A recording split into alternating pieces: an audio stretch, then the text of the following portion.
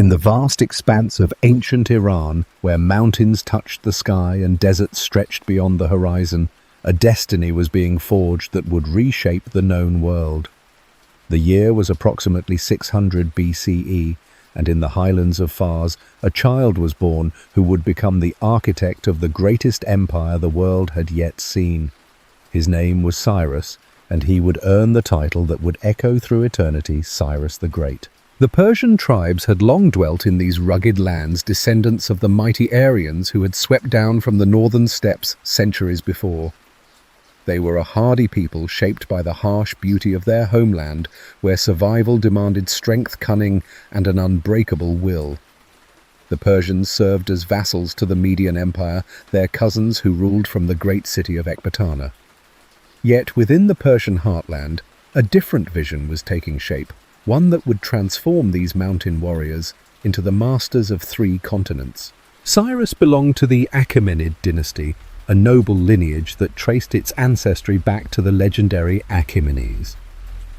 The Achaemenids ruled the Persian tribes from their stronghold at Pasargadae, but their authority was limited, constrained by Median overlordship and the fractured nature of tribal politics.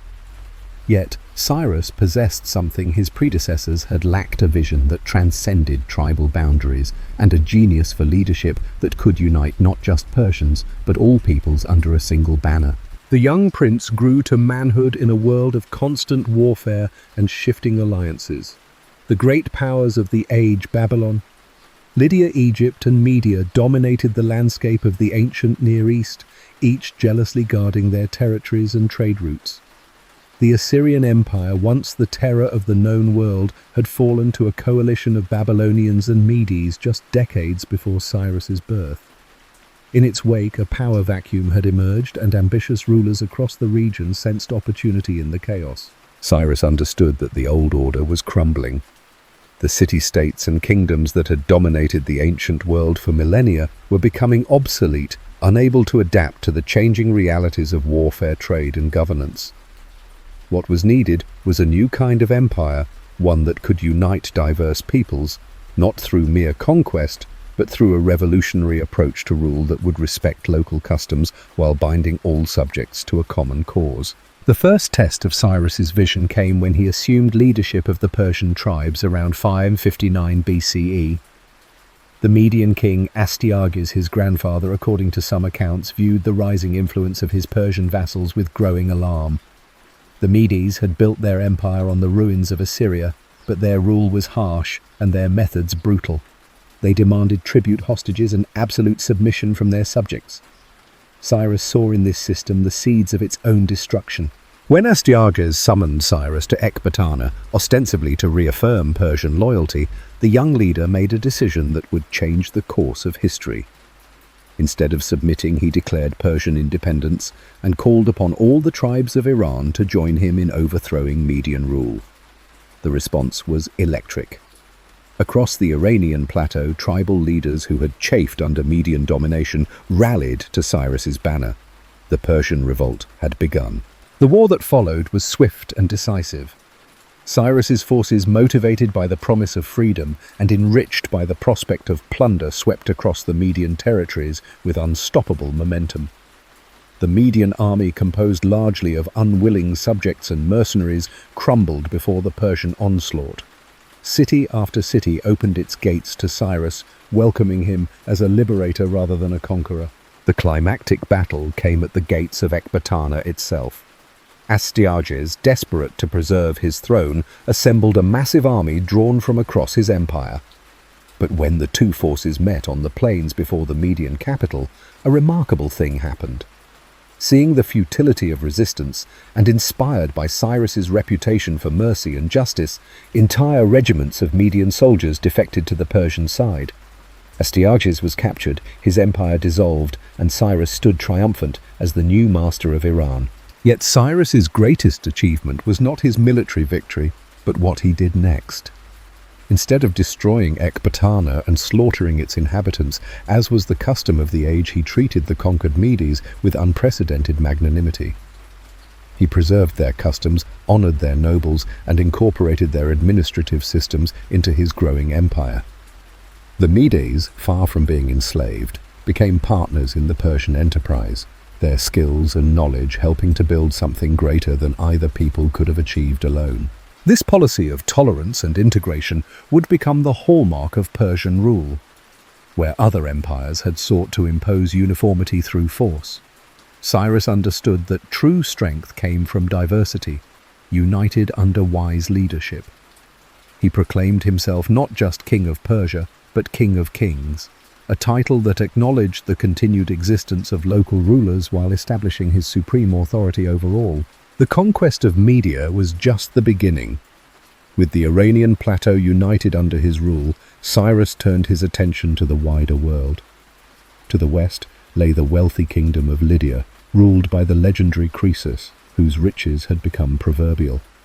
To the south stretched the ancient civilization of Babylon, heir to millennia of Mesopotamian culture and learning.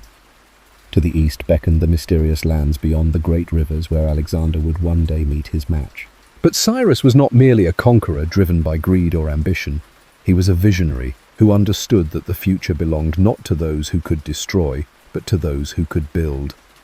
The empire he was creating would be different from any that had come before, a cosmopolitan realm where Persian, Mede, Babylonian and Greek could live side by side, each contributing their unique gifts to the common good. As news of the Persian victory spread across the ancient world, kings and princes from distant lands sent ambassadors to Cyrus's court, seeking alliance, or at least accommodation with this new power. The young Persian king received them all with courtesy and wisdom, demonstrating the diplomatic skills that would prove as important as his military genius in building his empire.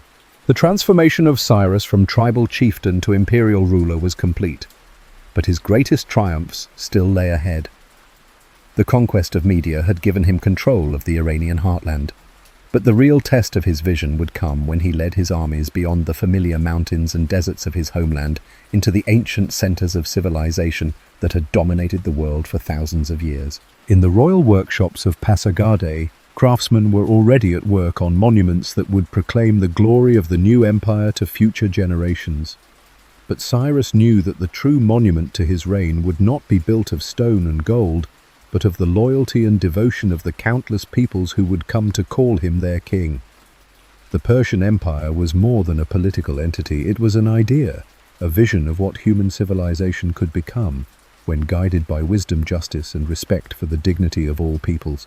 The stage was set for the next chapter in this epic tale as Cyrus prepared to lead his armies westward toward the golden kingdom of Lydia, where Croesus waited with his vast wealth and powerful army, unaware that he was about to face not just another barbarian chieftain, but the architect of a new world order that would endure for centuries to come. The conquest of Media had transformed Cyrus from a regional chieftain into a power that commanded the attention of the civilized world. Yet the true test of Persian might would come not in the familiar highlands of Iran, but in the ancient kingdoms of the West, where gold flowed like water and armies numbered in the hundreds of thousands. The first of these challenges awaited in Lydia, the realm of Croesus, whose wealth had become legendary throughout the known world. Croesus ruled from his magnificent capital of Sardis, a city that gleamed with the accumulated riches of centuries. The Lydians had been among the first to mint coins, and their kingdom controlled the vital trade routes that connected Asia with the Greek world. Croesus himself was said to be the wealthiest man alive, his treasuries overflowing with gold from the river Pactolus and tribute from countless vassal states. When news reached Sardis of Cyrus's victory over the Medes, the Lydian king initially dismissed the Persian upstart as merely another barbarian warlord who would soon fade into obscurity. But Croesus was no fool. As reports continued to arrive of Persian expansion and the remarkable policies of tolerance that Cyrus employed, the Lydian monarch began to take the threat more seriously. He consulted the oracle at Delphi, that most sacred shrine of the Greek world, seeking divine guidance on whether he should wage war against the Persians. The oracle's response was characteristically cryptic. "If you cross the river Halys, you will destroy a great empire." Croesus, in his hubris, assumed this meant he would destroy the Persian Empire and immediately began preparations for war. The Lydian army that marched east in 547 BCE was a formidable force. Croesus had spent years building up his military, hiring Greek mercenaries and forging alliances with Sparta and other powerful city-states. His cavalry was renowned throughout the ancient world, mounted on magnificent horses and armed with the finest weapons that gold could buy. The infantry included contingents from across Anatolia, each bringing their own martial traditions and fighting techniques. It seemed impossible that the rough Persian tribesmen could stand against such a professional force. Yet Cyrus had not been idle during the months following his victory over Media. He had spent the time wisely reorganizing his army and incorporating the best elements of Median military practice into Persian tradition. More importantly, he had been gathering intelligence about his enemies, learning their strengths and weaknesses through an extensive network of spies and merchants. When the Lydian army crossed the Halys River, Cyrus was ready. The two armies met on the plains of Teria, and the battle that followed would demonstrate the tactical genius that made Cyrus one of history's greatest military commanders. The Lydians, confident in their superior numbers and equipment, launched a frontal assault against the Persian lines. But Cyrus had prepared a surprise that would turn the tide of battle in an instant. As the Lydian cavalry charged forward, they suddenly found themselves facing not Persian horsemen, but a line of camels. The sight and smell of these unfamiliar beasts threw the Lydian horses into panic. The magnificent cavalry that was the pride of Croesus's army dissolved into chaos as terrified horses refused to advance or threw their riders in their desperation to flee. In the confusion that followed, the Persian infantry struck like a thunderbolt, their disciplined ranks cutting through the disordered Lydian forces with devastating efficiency. Croesus, seeing his army crumbling before his eyes, ordered a retreat back to Sardis. He had expected the Persians to follow the conventional practice of withdrawing to winter quarters, giving him time to regroup and call upon his Greek allies for reinforcement. But Cyrus understood that in war, as in all things, the unexpected often proved decisive. Instead of pausing, he pressed his advantage, pursuing the retreating Lydians with relentless determination.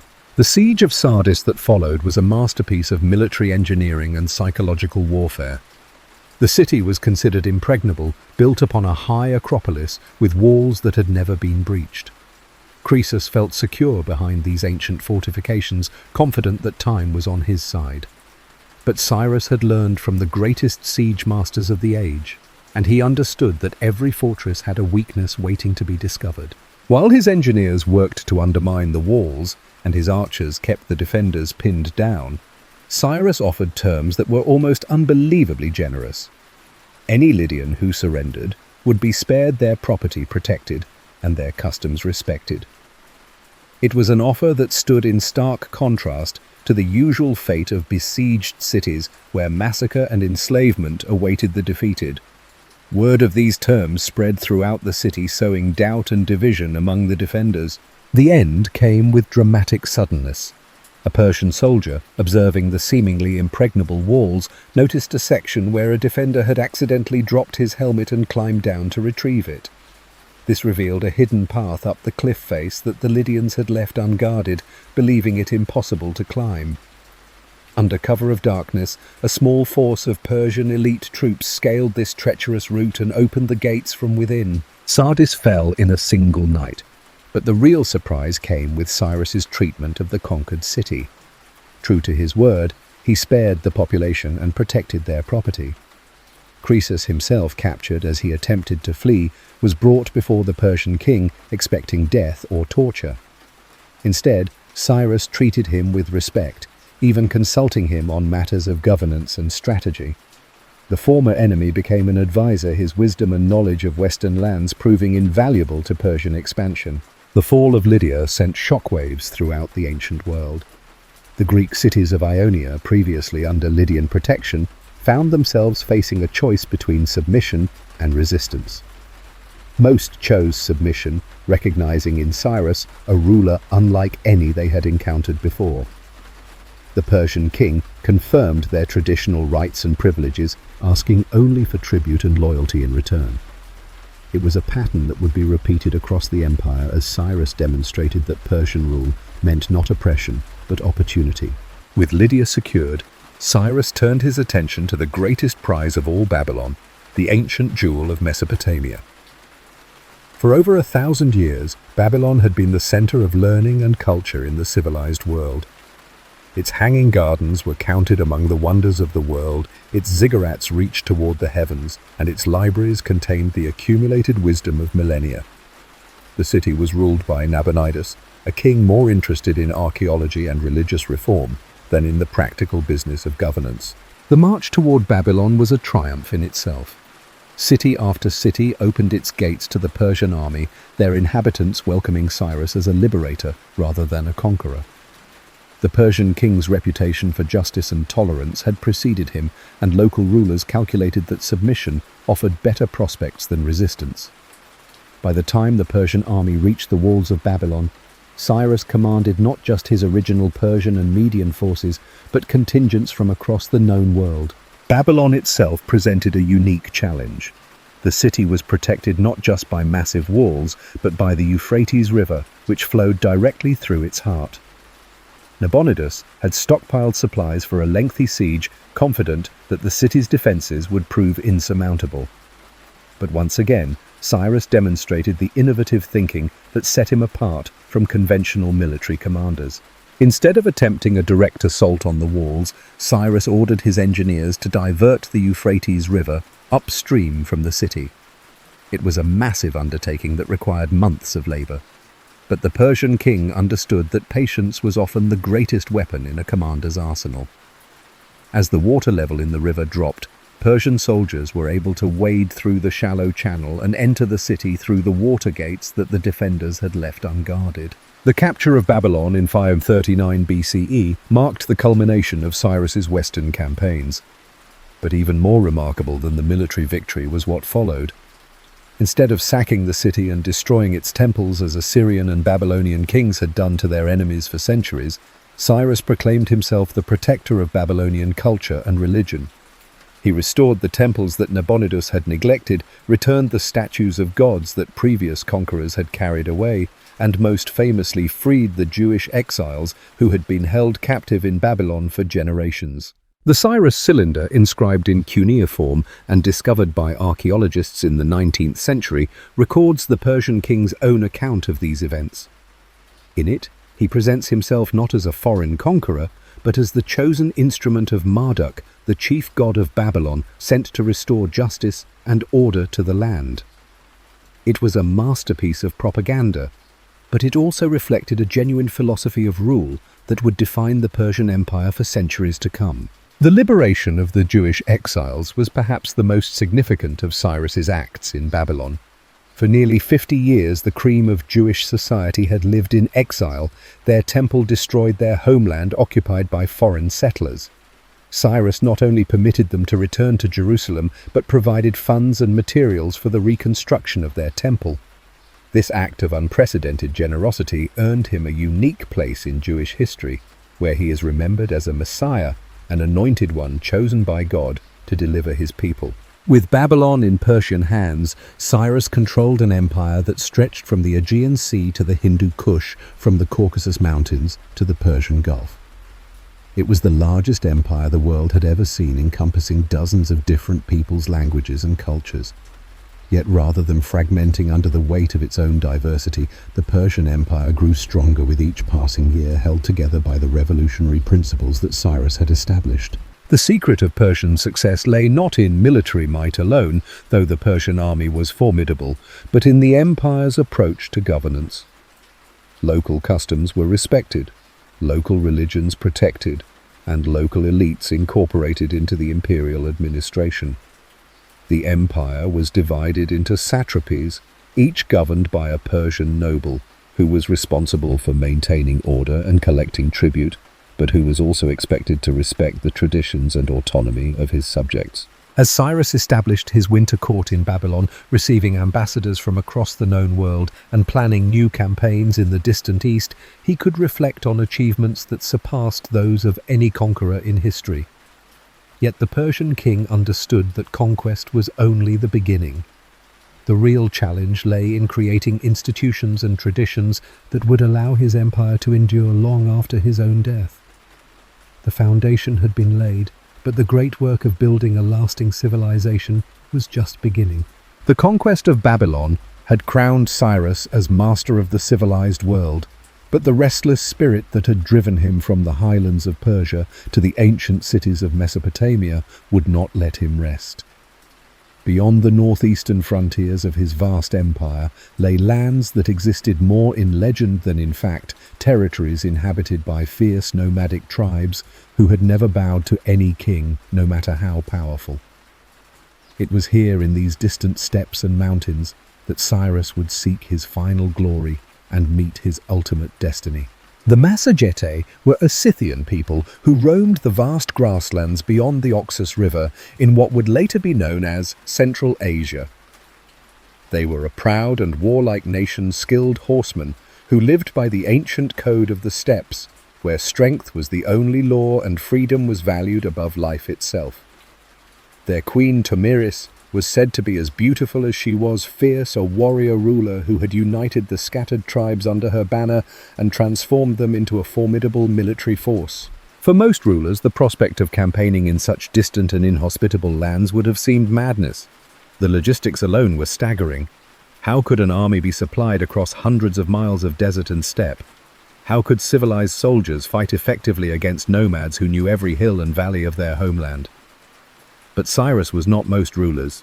He had built his empire by achieving the impossible, and the challenge of the unknown called to him like a siren song. The decision to campaign against the Massagetae was not made lightly. Cyrus's advisors, including the wise Croesus, counseled against the expedition. The empire was vast and still consolidating. There were rebellions to suppress in the west and administrative reforms to implement throughout the realm. Why risk everything for the sake of conquering a few nomadic tribes who posed no real threat to Persian power? But Cyrus understood something his advisors did not. An empire that ceased to expand would inevitably begin to contract. The Persian military machine had been built for conquest, and without new victories to sustain it, the bonds that held the empire together might begin to weaken. Moreover, Cyrus was driven by a vision that transcended mere territorial expansion. He dreamed of an empire that would encompass all the known world, bringing the benefits of Persian civilization to every corner of the earth. The Massagetae represented one of the last major powers that remained outside the Persian sphere, and their conquest would open the way to even more distant lands, perhaps even to the legendary realms of India and the Far East. The preparations for the Eastern campaign took nearly 2 years.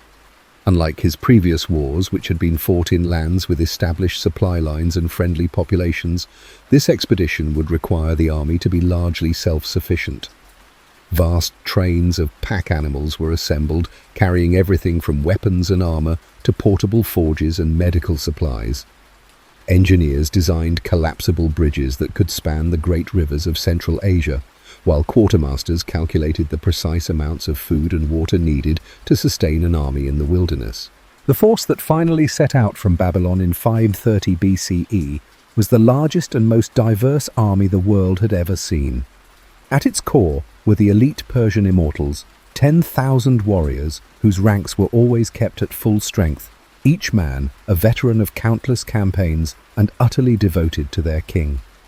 Alongside them marched contingents from every corner of the empire: Median cavalry, Lydian infantry, Babylonian engineers, Egyptian archers, and Greek mercenaries. It was a living symbol of the cosmopolitan nature of Persian rule, a demonstration that the empire's strength lay not in the dominance of a single people, but in the unity of many. The march eastward was an epic in itself. The army crossed the great rivers of Mesopotamia, traversed the Iranian plateau, and pushed into the wildlands beyond the Oxus. Each day brought new challenges: scorching deserts where water was more precious than gold mountain passes, where a single misstep could mean death, and vast steppes where the horizon seemed to stretch into infinity. Yet the discipline and organization that Cyrus had instilled in his forces served them well, and the army pressed forward with unwavering determination. As they advanced deeper into Massagetae territory, the Persians began to encounter the enemy's tactics. The nomads refused to meet them in open battle, preferring to strike at the flanks and rear of the Persian columns before melting away into the vastness of the steppe. It was a form of warfare that the Persians had never encountered before, and it tested their adaptability and resolve to the limit. Cyrus responded by dividing his forces into smaller, more mobile units that could respond quickly to nomadic attacks while maintaining the cohesion necessary for major operations.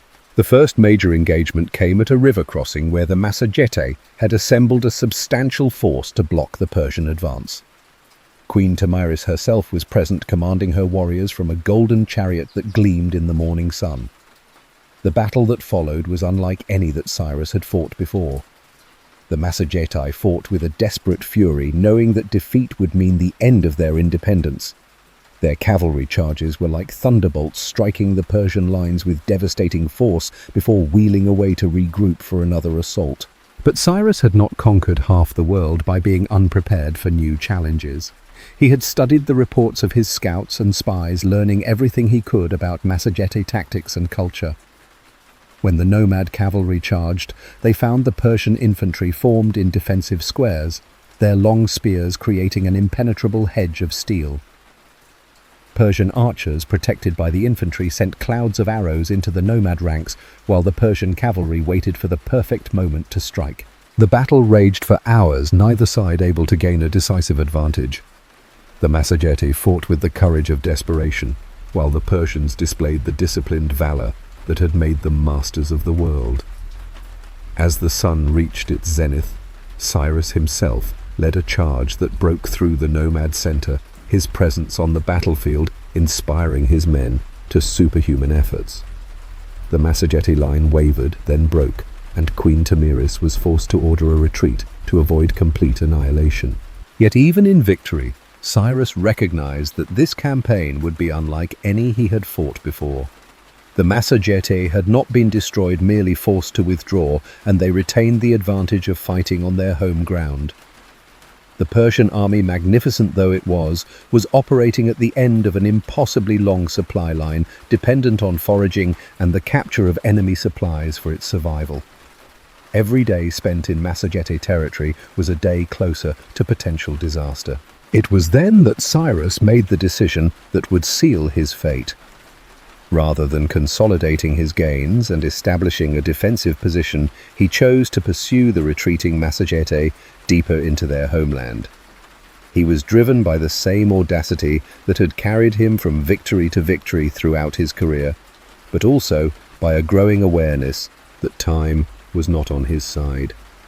At nearly 70 years of age, Cyrus knew that this might be his last great campaign, his final chance to add to the legend that would survive his mortal frame. The pursuit led the Persian army into increasingly hostile territory. The Massagetae had adopted a scorched earth policy, destroying everything that might be useful to the invaders. Wells were poisoned, granaries burned, and livestock driven away. The nomads seemed to melt into the landscape itself, appearing only to strike at isolated Persian detachments before vanishing once again into the vastness of the steppe. As the Persian army pushed deeper into enemy territory, signs of strain began to appear. The men were exhausted by the constant marching and the need to remain constantly alert for enemy attacks. Supplies were running low, and the pack animals were beginning to die from the harsh conditions. Some of Cyrus's generals began to counsel retreat, arguing that the campaign had achieved its objectives and that further advance risked the destruction of the entire army. But Cyrus pressed on, driven by an inner fire that would not be extinguished. He had never retreated from any enemy, never accepted defeat in any form. The very idea of turning back without achieving complete victory was anathema to his nature. He was Cyrus the Great, the King of Kings, the conqueror of nations. He would not be defeated by a band of nomads, no matter how fierce or determined they might be. The final confrontation was approaching, though none could have predicted the form it would take. Queen Tomyris, her forces reinforced by tribes from across the steppes, was preparing for a battle that would determine the fate of her people. She knew that the Persians could not be allowed to establish a permanent foothold in Massagetae territory, for that would mean the end of the nomadic way of life that had sustained her people for countless generations. As the two armies maneuvered for position in the vast emptiness of the Central Asian steppe, the stage was set for a confrontation that would echo through the ages.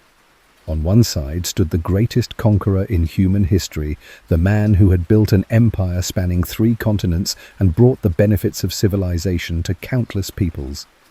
On the other stood the embodiment of the wild freedom of the steppes, the last great power that had never bowed to Persian might. The outcome of their clash would determine not just the fate of the Massagetae, but the future direction of the Persian Empire itself. For Cyrus, victory would mean the completion of his life's work and the establishment of Persian dominion over the known world. For Tamiris, it would mean the preservation of her people's independence and the demonstration that even the mightiest empire had limits that could not be crossed. As the sun set over the endless grasslands, both armies prepared for the battle that would decide the destiny of nations. The greatest military mind of the age was about to face his ultimate test, and the world would never be the same again. The final battle between Cyrus and Queen Tamiris would be fought on a plain where the grass grew tall and the wind carried the scent of distant mountains. It was a place that had witnessed countless conflicts between nomadic tribes, but never before had it seen armies of such magnitude or stakes so high. The fate of the greatest empire in history hung in the balance, and with it the destiny of the man who had shaped the ancient world through sheer force of will and genius. Tamiris had chosen her ground carefully. The battlefield was a vast expanse of rolling steppe, broken by scattered groves of trees and crossed by several small streams. It was terrain that favoured the mobility of her cavalry, while offering few advantages to the disciplined infantry formations that were the backbone of Persian military power. She had assembled not just her own Massagetae warriors, but contingents from allied tribes across Central Asia, Saka horsemen from the far north, Dahai archers from the eastern deserts, and fierce mountain warriors from the Hindu Kush. The queen herself was a figure of legend even before this final confrontation. Tall and proud, with the bearing of one born to command, she wore armour of burnished bronze decorated with the symbols of her ancestors. Her horse was a magnificent stallion, black as midnight, and trained for war from birth. In her hand she carried a curved sword that had tasted the blood of countless enemies, and on her arm was a bow that could send an arrow through a man's heart at 200 paces. Cyrus, despite his advanced age, remained an imposing figure as he surveyed the enemy forces from his position at the head of the Persian army. His hair and beard had turned white as snow, but his eyes still burned with the fire that had driven him from victory to victory across 3 continents. He wore the simple armour of a Persian nobleman, scorning the elaborate regalia that other kings favoured. His presence alone was worth 1,000 men, for there was not a soldier in his army who would not follow him into the very gates of hell. The Persian force that faced the Massagetae was smaller than the army that had set out from Babylon, reduced by the hardships of the long march and the constant skirmishing with nomadic raiders. Yet it remained a formidable fighting machine, tempered by years of warfare and bound together by absolute loyalty to their king. The immortals formed the centre of the line, their bronze shields gleaming in the morning sun. On the flanks were positioned the cavalry units drawn from across the empire, while behind the main battle line stood the archers and siege engines that had proven so effective in previous campaigns. As dawn broke over the steppe, both armies began their final preparations. The Massagetae performed the ancient rituals of their people, offering prayers to the sky god and the spirits of their ancestors. Warriors painted their faces with sacred symbols and made offerings of mare's milk and fermented grain. The showmans moved among the ranks, chanting incantations and blessing the weapons that would soon taste Persian blood. The Persians, in contrast, maintained the disciplined silence that had become their trademark. Officers moved quietly through the ranks, checking equipment and ensuring that every man knew his place in the coming battle. The army's priests offered sacrifices to Ahura Mazda, the wise lord, who was the supreme deity of the Persian faith, asking for victory and the protection of their beloved king. Cyrus himself spent the final hours before battle in contemplation, perhaps sensing that this day would be his last. He had achieved more than any mortal man could reasonably expect. He had built an empire that stretched from the Mediterranean to the steppes of Central Asia, liberated oppressed peoples, and established a system of government that would endure for centuries. Yet the warrior's heart that beat within his chest would not let him rest while enemies remained unconquered. The battle began at sunrise with a thunderous charge by the Massageti cavalry. Thousands of horsemen swept across the plain like a living storm, their war cries echoing across the steppe as they bore down on the Persian lines. The sight was magnificent and terrifying, a tide of bronze and steel that seemed capable of sweeping away any obstacle in its path. The very earth trembled beneath the hooves of their horses, and the air filled with the whistle of arrows and the clash of weapons. But the Persians had faced cavalry charges before, and they met this assault with the cool professionalism that had made them masters of the world. The infantry formed their defensive squares with practiced precision, their long spears creating an impenetrable barrier of steel points.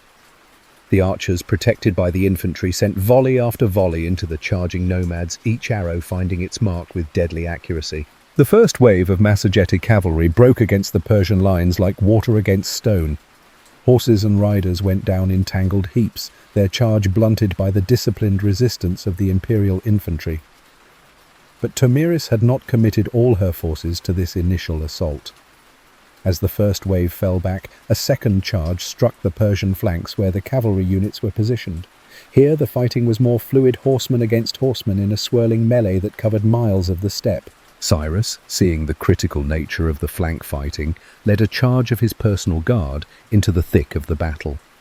Despite his age, he fought with the skill and fury of a man half his years, his sword cutting down enemy after enemy as he sought to rally his forces. His presence on the battlefield had an electric effect on the Persian troops, who redoubled their efforts and began to push back the nomadic assault. For hours the battle raged across the plain, neither side able to gain a decisive advantage. The Massageti fought with the desperate courage of those defending their homeland, while the Persians displayed the disciplined valor that had conquered nations. Bodies littered the field and the grass grew red with blood, but still the outcome remained in doubt. It was then that fate intervened in the form of a single arrow shot by an unknown Massageti warrior from the midst of the swirling cavalry battle. The arrow found its way through a gap in Cyrus's armor, piercing his chest and lodging near his heart. The great king swayed in his saddle, his strength ebbing away as his life's blood flowed onto the trampled grass of the steppe. The fall of Cyrus sent shockwaves through both armies. The Persians, seeing their beloved king struck down, fought with renewed fury to protect his body and avenge his death. The Massageti, sensing that victory was within their grasp, pressed their attack with savage intensity. The battle that had been evenly matched suddenly tilted in favor of the nomads as the Persian lines began to waver and break. Yet even in death, Cyrus's genius for leadership showed itself. Before the battle, he had prepared for the possibility of his own demise, establishing a clear chain of command and ensuring that his officers knew what to do if the worst should happen. As word of the king's death spread through the Persian ranks, the army began an orderly withdrawal, fighting fierce rearguard actions to prevent the retreat from becoming a rout. Queen Tomyris, when she learned of Cyrus's death, ordered that his body be brought to her. The great conqueror was found among a pile of Persian and Massageti dead, his sword still in his hand, and his face bearing the serene expression of a warrior who had died as he had lived in battle, fighting for his vision of empire. Tomyris looked upon the face of her greatest enemy with a mixture of respect and satisfaction, knowing that she had achieved what no other ruler had managed: the defeat of Cyrus the Great. According to the historian Herodotus, Tomyris ordered that a wineskin be filled with human blood, and into this she thrust the head of Cyrus, saying, "I warned you that I would quench your thirst for blood, and so I shall." Whether this gruesome tale is true or merely legend, it captures the fierce satisfaction of the nomad queen at having avenged her people against the greatest conqueror in history. The death of Cyrus marked the end of an era. The man who had transformed a small Persian tribe into the masters of the known world was gone, leaving behind an empire that stretched from the Aegean Sea to the Hindu Kush. Yet his legacy was far greater than mere territorial conquest. He had established principles of governance that would influence rulers for centuries to come. Tolerance for local customs, respect for religious beliefs, and the integration of conquered peoples into the imperial system rather than their subjugation. The Persian army that retreated from the steppes of Central Asia was bloodied but not broken. Under the leadership of Cyrus's son Cambyses, they would regroup and continue the work of empire building, though they would never again venture into the lands of the Massagetae. The nomads had won their independence at a terrible cost, but they had proven that even the mightiest empire had limits that could not be crossed. News of Cyrus's death spread across the ancient world like wildfire, causing rejoicing among some and mourning among others. In Babylon, the Jewish exiles whom he had freed wept for the man they called their deliverer. In the Greek cities of Ionia, there was quiet satisfaction that the Persian advance had been checked. In the palaces of Egypt and Ethiopia, rulers calculated whether this might be the moment to challenge Persian power. But perhaps the most significant reaction came from within the Persian Empire itself. The death of the founder raised questions about succession and the future direction of imperial policy. Cambyses, the designated heir, was a capable military commander, but lacked his father's genius for administration and diplomacy. The empire that Cyrus had built through conquest and held together through wisdom would now face its greatest test, whether it could survive the transition from its legendary founder to a new generation of rulers. The body of Cyrus was eventually recovered and brought back to Pasargadae, where it was entombed in a simple stone monument that reflected the austere dignity of the man himself. The tomb bore no elaborate decorations or boastful inscriptions, only the simple words, "O man, whoever you are and wherever you come from, for I know you will come. I am Cyrus who won the Persians their empire. Do not therefore begrudge me this bit of earth that covers my bones." Thus ended the life of the greatest conqueror in ancient history, a man who had risen from the obscurity of a Persian tribal chieftain to become the King of Kings, ruler of an empire that encompassed much of the known world. His death on the steppes of Central Asia marked not just the end of a remarkable life, but the close of the first chapter in the story of the Persian Empire. The foundations had been laid, the principles established, and the machinery of government put in place. Now it remained to be seen whether his successors could build upon his legacy and carry the Persian vision to even greater heights. The death of Cyrus the Great cast a shadow across the Persian Empire that seemed to darken the very sun itself. In the great palaces of Persepolis and Babylon, courtiers whispered anxiously about the future, while in distant satrapies, governors wondered whether this might be the moment for rebellion. The empire that had been held together by the personal magnetism and genius of its founder now faced its first great test of survival.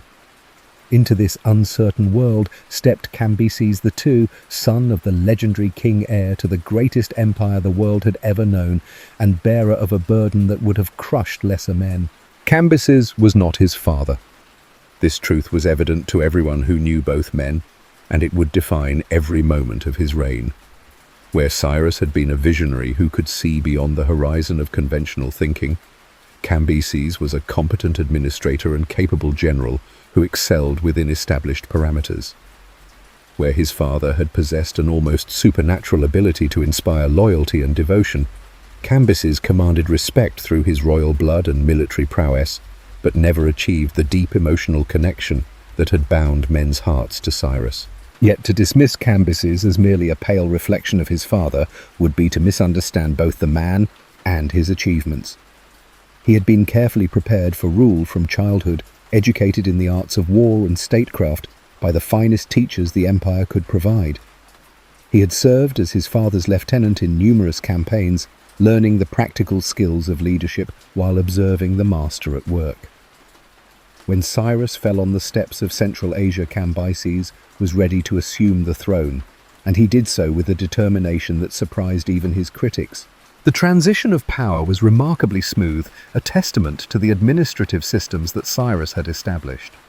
The great nobles of the empire, the satraps who governed the distant provinces, and the commanders of the imperial armies all acknowledged Cambyses as their rightful king without hesitation. There were no succession struggles, no civil wars, no fragmenting of the empire into competing kingdoms. The machinery of government that Cyrus had created proved strong enough to survive even the death of its creator. But Cambyses understood that mere survival was not enough. An empire that ceased to expand would inevitably begin to contract as ambitious generals and restless nobles sought outlets for their energies. The Persian military machine had been built for conquest, and it required new victories to maintain its cohesion and morale.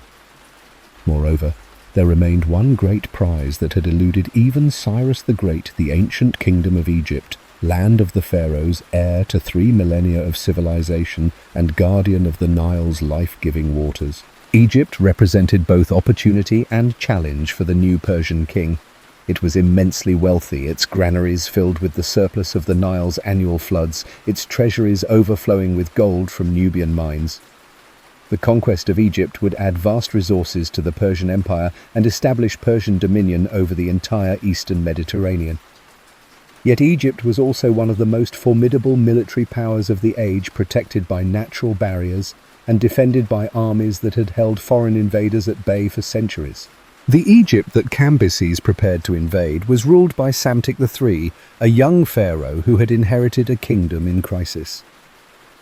The 26th dynasty, which had restored Egyptian independence after centuries of foreign rule, was facing internal rebellions and external pressures that strained its resources to the breaking point. Nubian kingdoms to the south were asserting their independence, while Greek mercenaries in Egyptian service were becoming increasingly unreliable. The traditional Egyptian military, based on conscripted peasants and foreign mercenaries, was no match for the professional armies of the Persian Empire. Yet Psamtik III was not without resources. Egypt's wealth allowed him to hire the finest mercenaries available, including Greek hoplites, whose bronze armor and disciplined formations had proven effective against Persian forces in previous conflicts. The kingdom's strategic position, protected by deserts to the east and west, and the Mediterranean to the north, meant that any invasion would have to follow predictable routes that could be defended.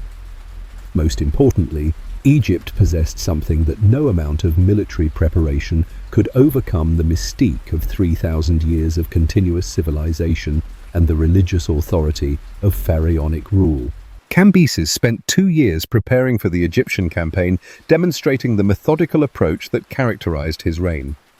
Unlike his father, who had often relied on improvisation and inspired leadership to overcome obstacles, Cambyses believed in thorough preparation and overwhelming force.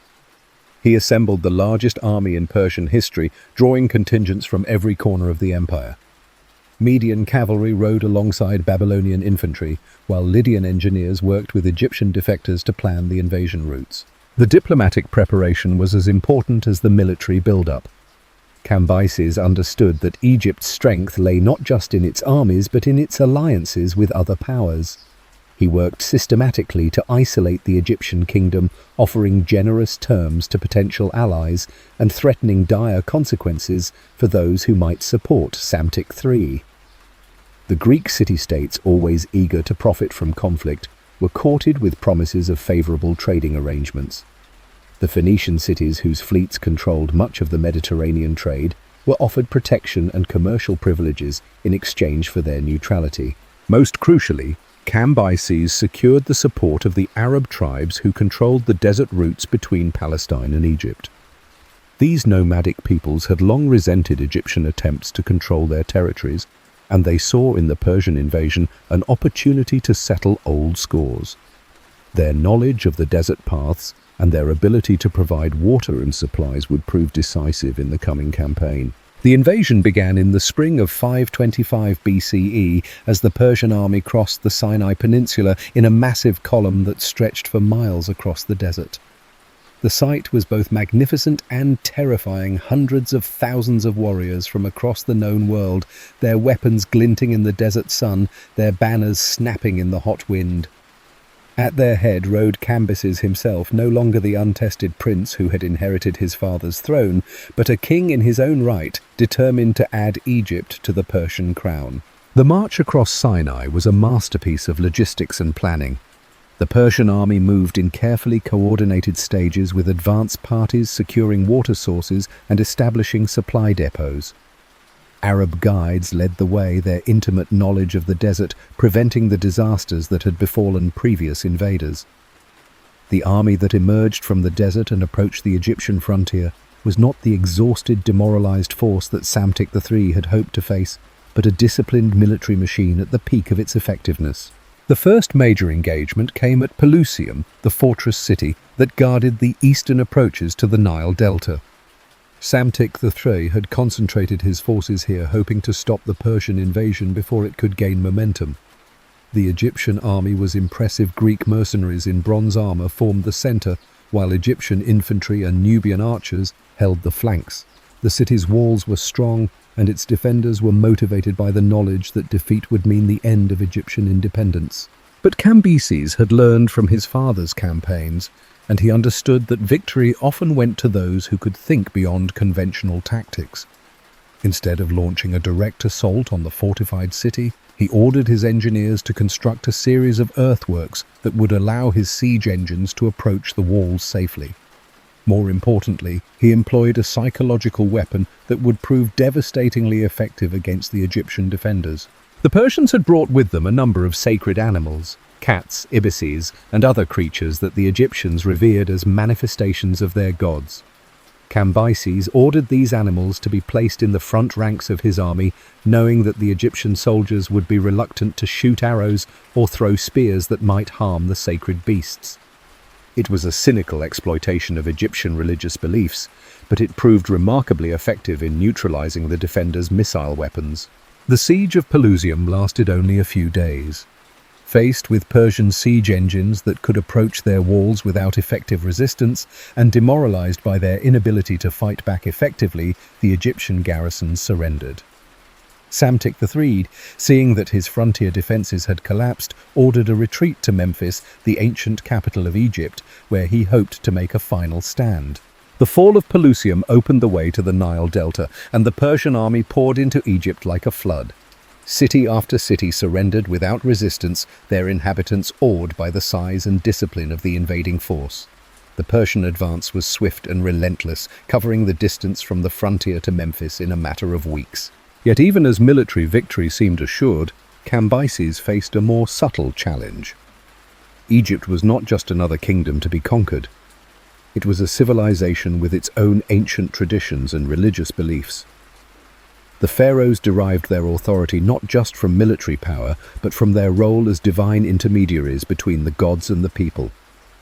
To truly conquer Egypt, Cambyses would need to do more than defeat its armies. He would need to claim the religious and cultural authority that had sustained pharaonic rule for 3 millennia. As the Persian army approached Memphis, the stage was set for a confrontation that would determine not just the military fate of Egypt, but the cultural and religious future of one of humanity's oldest civilizations. Cambyses had proven himself a worthy successor to his father in the arts of war, but the greatest test of his reign still lay ahead. Could he transform military conquest into lasting rule? Could he bridge the gap between Persian and Egyptian culture?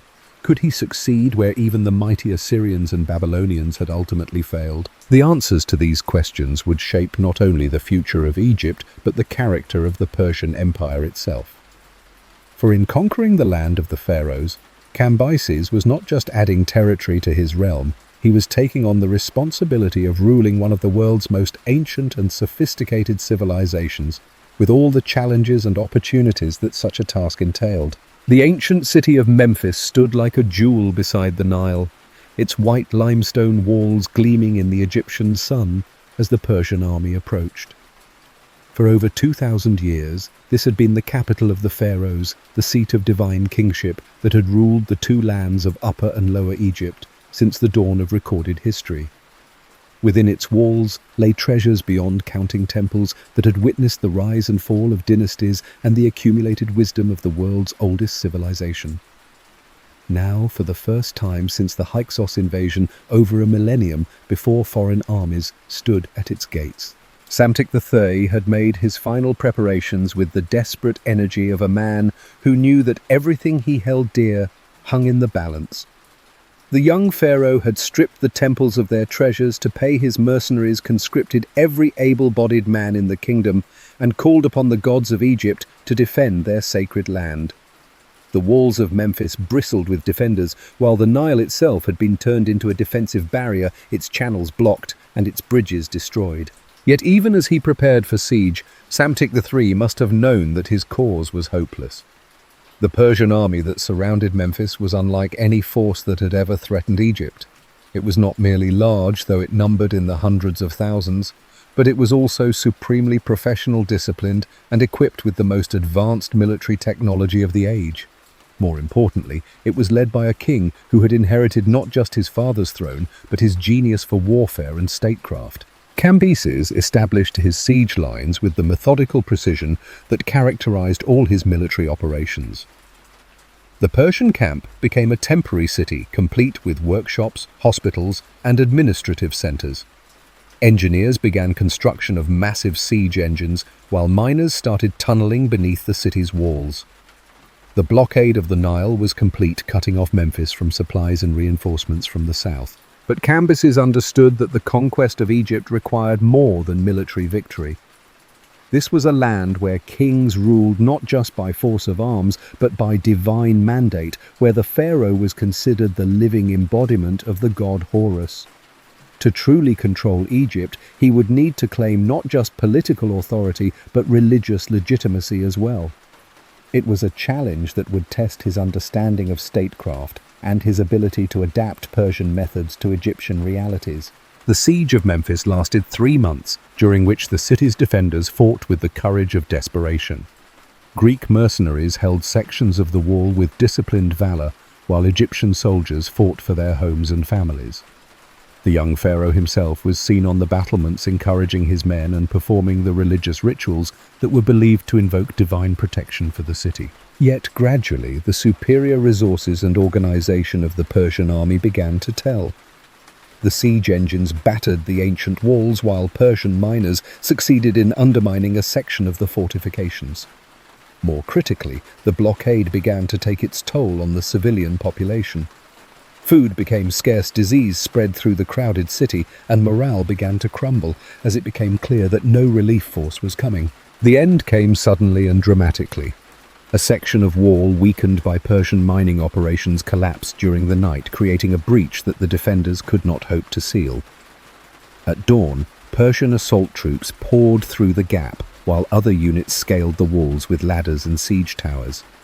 The battle for Memphis became a series of desperate street fights as Egyptian defenders fell back from position to position, selling their lives dearly but unable to stem the Persian tide. Psamtik III was captured as he attempted to flee the city, his royal regalia stripped away and his divine authority reduced to nothing by the harsh reality of military defeat.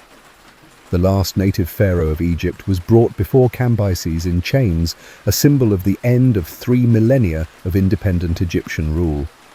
Yet what happened next would demonstrate both the pragmatism and the cruelty that characterized Cambyses' approach to governance. Rather than executing the defeated pharaoh immediately, Cambyses chose to humiliate him publicly, forcing him to witness the execution of his son and the enslavement of his daughters.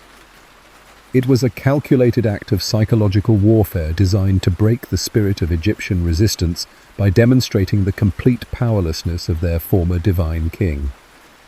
Only after this elaborate degradation was Psamtik III finally put to death, his body denied the mummification that Egyptians believed necessary for the afterlife.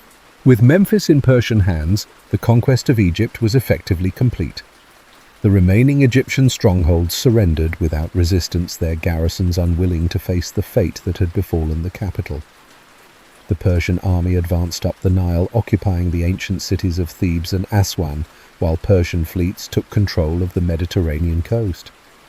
For the first time in its long history, Egypt was fully incorporated into a foreign empire. But Cambyses' greatest challenge was just beginning. Military conquest was one thing. Governing Egypt was quite another. This was a land with its own ancient traditions, complex religious beliefs, and sophisticated administrative systems. The pharaohs had ruled not just as kings, but as gods, their authority derived from their role as intermediaries between the divine and mortal realms. How could a Persian king, a follower of Zoroaster and worshipper of Ahura Mazda, claim the religious authority necessary to rule Egypt effectively? Cambyses' solution was characteristically bold and pragmatic. He declared himself Pharaoh of Egypt, adopting the traditional titles and regalia of Egyptian kingship while maintaining his position as King of Kings of the Persian Empire. It was an unprecedented fusion of Persian and Egyptian royal traditions, one that required careful navigation of complex religious and cultural sensitivities. The coronation ceremony that took place in Memphis was a masterpiece of political theatre. Cambyses appeared before the Egyptian people wearing the double crown of Upper and Lower Egypt, surrounded by Persian nobles and Egyptian priests. The ancient rituals were performed with scrupulous attention to detail, while Persian scribes recorded the proceedings for posterity.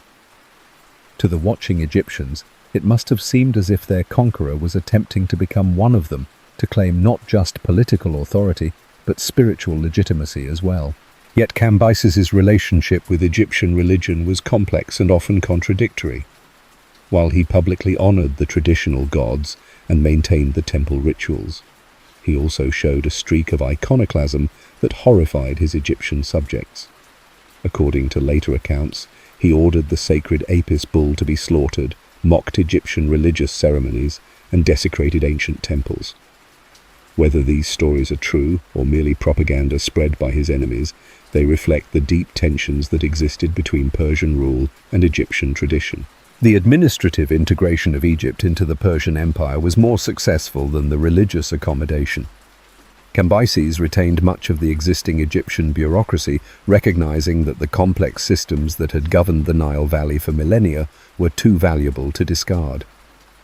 Egyptian scribes continued to maintain records in hieroglyphics, while Persian administrators learned to work within the framework of traditional Egyptian governance. The economic benefits of Egyptian conquest were immediate and substantial. The wealth of the Nile Valley, accumulated over centuries of prosperity, flowed into Persian treasuries. Egyptian grain fed Persian armies, while Egyptian gold financed new campaigns and construction projects. The strategic value was equally important. Control of Egypt gave Persia dominion over the entire eastern Mediterranean and opened the way for further expansion into Africa. It was this prospect of African conquest that would ultimately lead to Cambyses' downfall.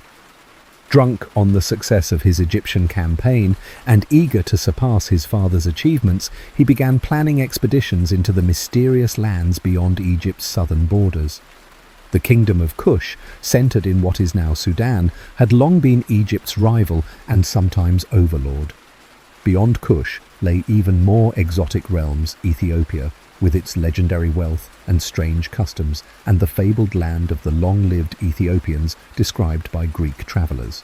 Cambyses divided his forces, sending one army south against Kush, while personally leading another west against the Ammonians, whose oracle at Siwa was renowned throughout the ancient world. It was a decision that would prove disastrous, stretching Persian resources beyond their limits and leading the king into the trackless wastes of the Sahara Desert. The expedition against the Ammonians disappeared, entirely swallowed by the desert sands without trace.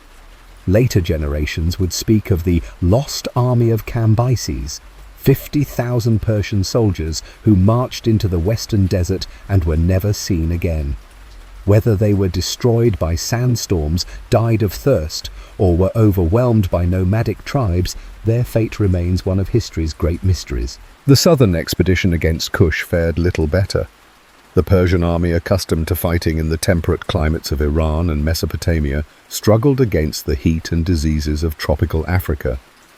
Supply lines stretched to the breaking point, while Kushite forces employed guerrilla tactics that frustrated Persian attempts at decisive battle. After months of futile campaigning, the survivors limped back to Egypt, their ranks decimated by disease and exhaustion. These military disasters marked the beginning of the end for Cambyses' reign.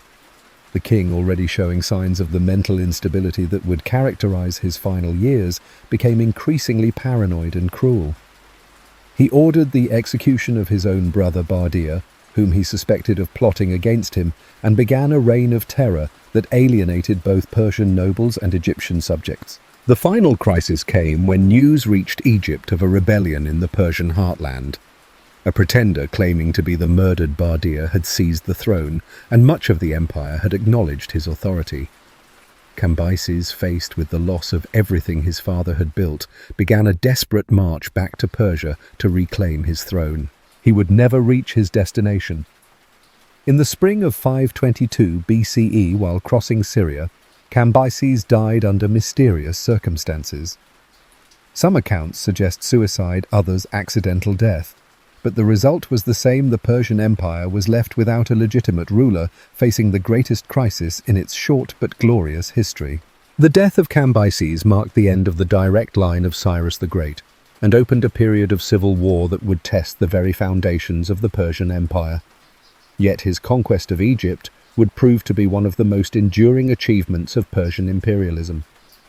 For over 2 centuries, Egypt would remain a Persian satrapy, its wealth and strategic position contributing to Persian power and prestige. More importantly, the fusion of Persian and Egyptian traditions that Cambyses had attempted, however imperfectly, would influence the development of Hellenistic kingship and provide a model for later conquerors who sought to rule diverse populations.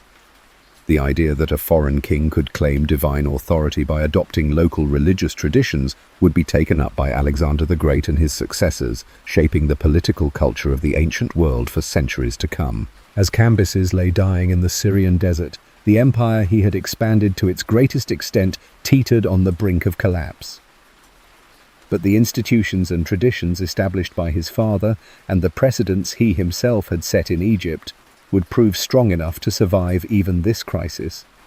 The Persian Empire would emerge from the chaos stronger than ever, ready to face new challenges and achieve new glories under a ruler who would prove worthy of the legacy of Cyrus the Great. The death of Cambyses in the Syrian desert left the Persian Empire in chaos, its vast territories stretching from the Aegean Sea to the Indus River suddenly bereft of legitimate authority. In the great cities of Babylon and Susa, in the mountain strongholds of Media, and in the newly conquered lands of Egypt, governors and generals waited anxiously for news while calculating their chances of survival in the coming storm. The empire that Cyrus had built through genius and Cambyses had expanded through determination, now faced its greatest test: whether it could survive the death of its ruling dynasty and emerge stronger than before. At the heart of the crisis was a figure shrouded in mystery and controversy, a man who claimed to be Bardia, the brother of Cambyses, whom the late king had secretly murdered. This pretender had seized the throne in the Persian heartland, while Cambyses was campaigning in Egypt, and his rule had been accepted by much of the empire. He had won popular support by reducing taxes, freeing slaves, and reversing many of the harsh policies implemented by Cambyses. Yet among the Persian nobility, doubts persisted about his true identity and legitimacy. Into this uncertain world stepped Darius, a young nobleman of the Achaemenid clan, who would prove to be one of the greatest rulers in human history. At the time of Cambyses' death, Darius was serving as a spear-bearer to the king, a position of honor that placed him close to the center of power, but did not mark him as an obvious successor to the throne. He was intelligent, ambitious, and supremely confident in his own abilities, but he was also a minor member of the royal family, with no obvious claim to supreme authority. Yet Darius possessed something that would prove more valuable than royal blood: a clear vision of what the Persian Empire could become, and the ruthless determination to make that vision reality. He understood that the crisis facing the empire was not merely political, but existential. The death of the direct line of Cyrus had called into question the very foundations of Persian rule.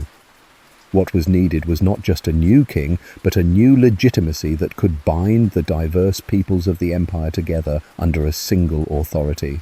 The conspiracy that brought Darius to power was a masterpiece of political intrigue. Working with 6 other Persian nobles, he carefully planned the overthrow of the pretender who claimed to be Bardia. The conspirators called themselves the Seven, and they swore a sacred oath to support each other in their dangerous enterprise. Each brought different skills and resources to the plot: military connections, administrative expertise, and most importantly, the credibility that came from their noble birth and distinguished service to the empire. The Seven struck on a September day in 522 BCE, forcing their way into the royal palace at Ecbatana, where the pretender held court. The man they found there was indeed an impostor, not Bardia, but a Median priest named Gaumata, who had taken advantage of his physical resemblance to the murdered prince to seize power. The confrontation was brief and violent, ending with Gaumata's death and the collapse of his brief reign. But killing the false king was only the beginning of Darius's challenges. The empire was in revolt, with rebellions breaking out across the length and breadth of the Persian domains. In Babylon, a pretender claiming to be Nebuchadnezzar III declared independence and began minting his own coins. In Media, a descendant of the old royal house proclaimed himself king and gathered an army to restore Median independence. In the eastern provinces, local governors declared their autonomy and began acting as independent rulers. Most dangerous of all was the rebellion in Elam, the ancient kingdom that controlled the approaches to the Persian heartland. The Elamite rebels had chosen as their leader a man who claimed to be a descendant of the old Elamite kings, and they had assembled a formidable army that threatened to march on Persepolis itself. If Elam fell to the rebels, the very heart of the Persian Empire would be exposed to attack. Darius's response to these multiple crises demonstrated the strategic brilliance that would characterize his entire reign. Rather than attempting to deal with all the rebellions simultaneously, he prioritized his enemies and dealt with them systematically. The Elamite rebellion posed the most immediate threat to the Persian heartland, so it had to be crushed first. The Babylonian revolt was dangerous but contained, so it could wait. The eastern rebellions were distant and posed no immediate threat to the core of the empire. The campaign against the Elamite rebels was swift and decisive. Darius led his forces personally, demonstrating the courage and leadership skills that would inspire loyalty throughout his reign. The rebel army, despite its initial advantages, proved no match for the disciplined Persian forces led by their new king. The pretender was captured and executed, his followers scattered, and Elamite resistance collapsed. With the immediate threat to the Persian heartland eliminated, Darius turned his attention to the more distant rebellions. The Babylonian revolt required careful handling, as Babylon was one of the empire's most important cities and the center of Mesopotamian civilization. Darius could not simply storm the city and massacre its inhabitants without risking the destruction of irreplaceable cultural treasures and the alienation of the Babylonian population. Instead, he employed a combination of military pressure and diplomatic cunning. The Persian army besieged Babylon, while Darius negotiated with various factions within the city, offering generous terms to those who would abandon the rebel cause. The siege lasted for months, but eventually the city's defenses were breached and the pretender captured. Darius's treatment of the conquered Babylonians was notably lenient, reflecting his understanding that harsh repression would only breed future rebellions.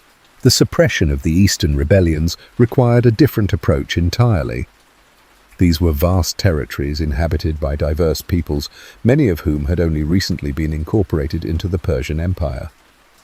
Military force alone would not be sufficient to restore Persian authority. What was needed was a demonstration of Persian power combined with incentives for local cooperation. Darius divided his forces, sending trusted generals to deal with individual rebellions, while he personally led campaigns against the most dangerous enemies. The fighting was often brutal, as local leaders understood that defeat would mean death or exile. Yet Darius's forces proved superior in every encounter, their discipline and organization overcoming the desperate courage of the rebels. Perhaps the most significant of these eastern campaigns was fought against Frada, a rebel leader in Margiana, who had declared himself king and assembled a substantial army. The battle that decided this rebellion took place on the plains of Margiana, where Darius personally led a cavalry charge that broke the rebel lines and sent their forces fleeing in disorder. Frada was captured alive and brought before Darius, who ordered him to be impaled as an example to other would-be rebels. The suppression of the great rebellions took nearly 2 years of constant campaigning, but by 520 BCE, Darius had restored Persian authority throughout the empire. The achievement was remarkable not just for its military success, but for the way it had been accomplished. Darius had not merely crushed his enemies, he had demonstrated that the Persian Empire was more than just the personal domain of a single ruler. It was an institution with its own legitimacy and staying power, capable of surviving even the most severe crises. Yet Darius understood that military victory was only the first step in establishing his authority. The rebellions had revealed fundamental weaknesses in the imperial system that Cyrus and Cambyses had created. The empire was too large and diverse to be governed effectively through the informal methods that had worked in the early days of Persian expansion. What was needed was a complete reorganization of the imperial administration, a systematic approach to governance that could prevent future rebellions while maximizing the empire's resources. The administrative reforms that Darius implemented would transform the Persian Empire from a loose confederation of conquered territories into a sophisticated governmental system that would endure for centuries. He divided the empire into 20 satrapies, each governed by a Persian noble who was responsible for maintaining order, collecting taxes, and providing troops for imperial campaigns. The satraps were given considerable autonomy in their provinces, but they were also subject to regular inspection by royal officials who reported directly to the king. The tax system that Darius established was revolutionary in its scope and efficiency. Each satrapy was assessed a fixed tribute based on its agricultural productivity and commercial importance. The tribute was collected in both money and kind, providing the imperial treasury with a steady stream of revenue that could support the army fund construction projects and maintain the elaborate court ceremonies that were essential to Persian royal prestige. Perhaps most importantly, Darius established a new basis for imperial legitimacy that went beyond mere military conquest. He claimed to rule not just by right of victory, but by divine mandate from Ahura Mazda, the supreme deity of the Persian religion. This religious foundation for royal authority was proclaimed in inscriptions carved on cliff faces and palace walls throughout the empire, most famously in the great trilingual inscription at Behistun that recorded Darius's version of his rise to power. The Behistun inscription was more than just a historical record. It was a masterpiece of political propaganda that established Darius's legitimacy while warning potential rebels of the fate that awaited them. Carved high on a cliff face, where it could be seen by travelers on the Great Road that connected the Persian heartland with the western provinces, the inscription depicted Darius receiving the submission of his defeated enemies, while Ahura Mazda looked on approvingly from above. As Darius consolidated his power and reformed the imperial administration, he also began planning the great construction projects that would showcase Persian wealth and power to the world. The most ambitious of these was the building of a new royal capital at Persepolis, a city that would surpass even Babylon in its magnificence and serve as the ceremonial heart of the Persian Empire. The construction of Persepolis was a project that would span decades and involve craftsmen from across the known world. Greek sculptors worked alongside Persian architects, while Babylonian engineers collaborated with Egyptian artists to create a complex of palaces and ceremonial buildings that represented the pinnacle of ancient architectural achievement. The city was designed not just as a royal residence, but as a symbol of Persian power and a stage for the elaborate ceremonies that reinforced the king's authority. Yet even as he built monuments to his own glory, Darius never forgot the lessons of the great rebellions that had marked the beginning of his reign. The Persian Empire was strong, but it was not invulnerable. Its continued existence depended on the wisdom of its rulers, the loyalty of its subjects, and the strength of its armies. The greatest challenges still lay ahead as Darius prepared to lead his empire into conflicts that would test its power against the rising strength of the Greek city-states and the enduring resistance of nomadic peoples on the empire's frontiers. The stage was set for the next great chapter in Persian history, as Darius turned his attention from internal consolidation to external expansion.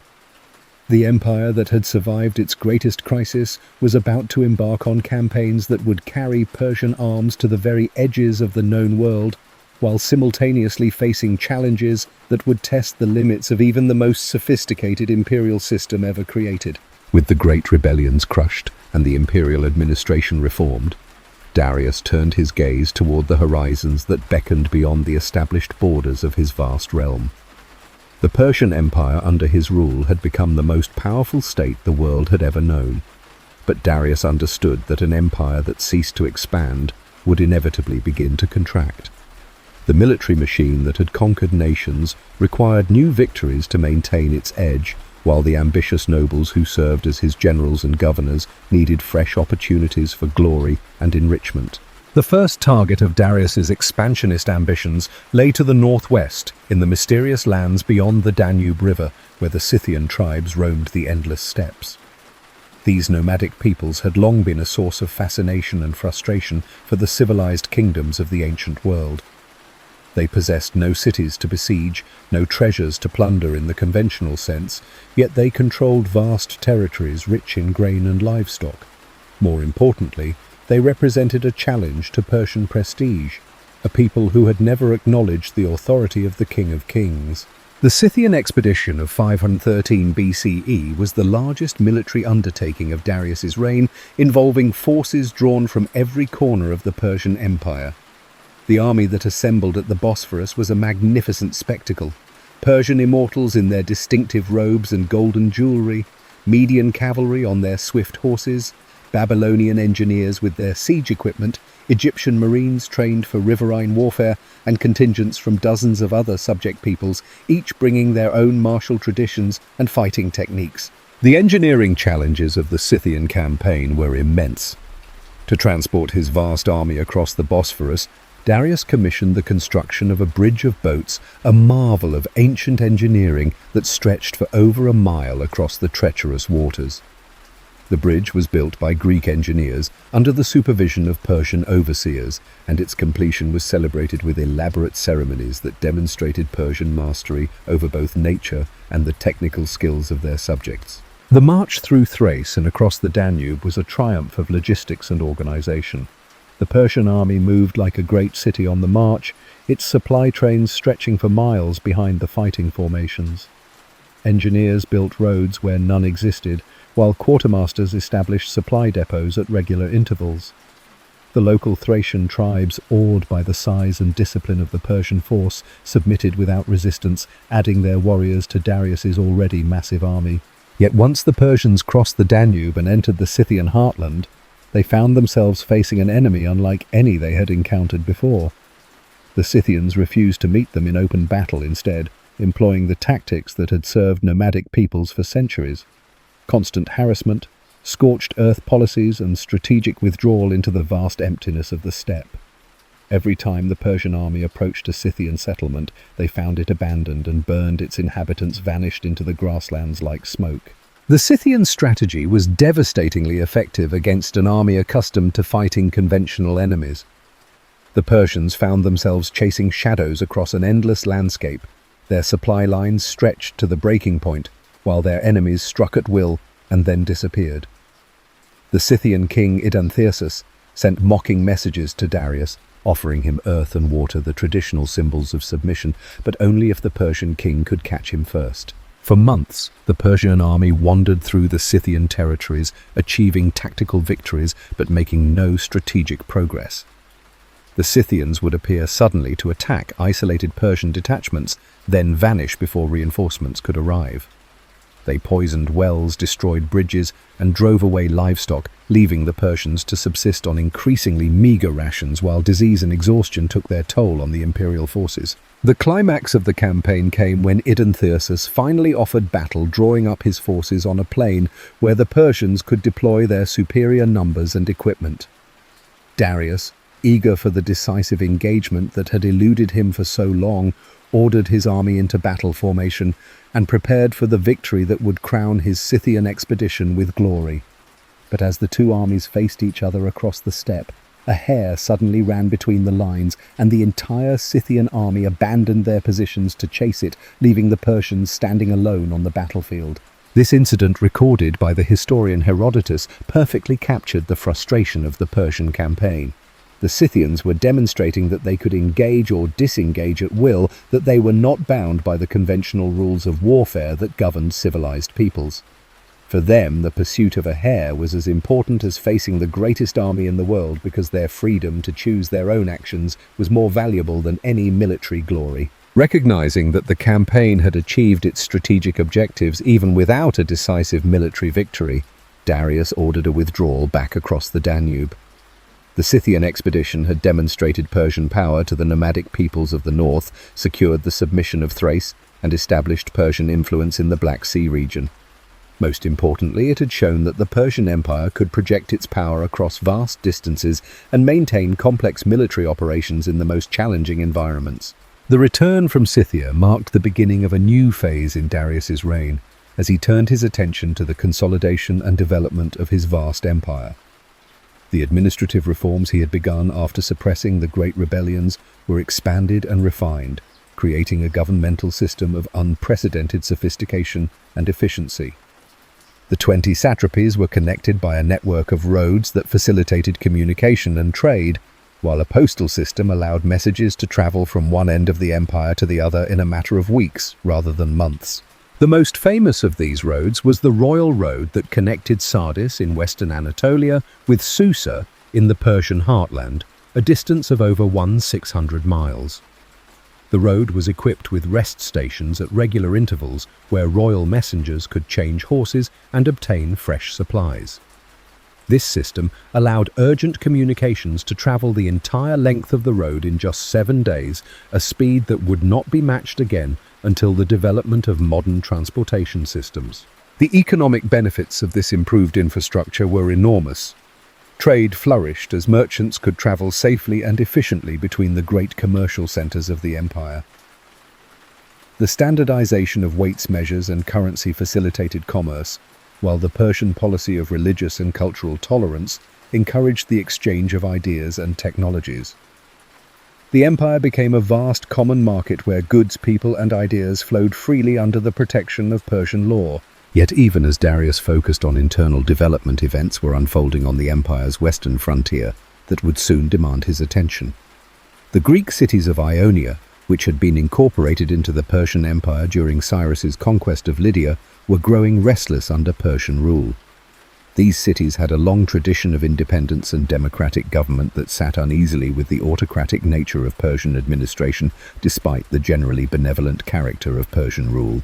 The spark that ignited the Ionian revolt came from an unexpected source: Aristagoras, the tyrant of Miletus, who had been installed by the Persians to govern that important commercial city.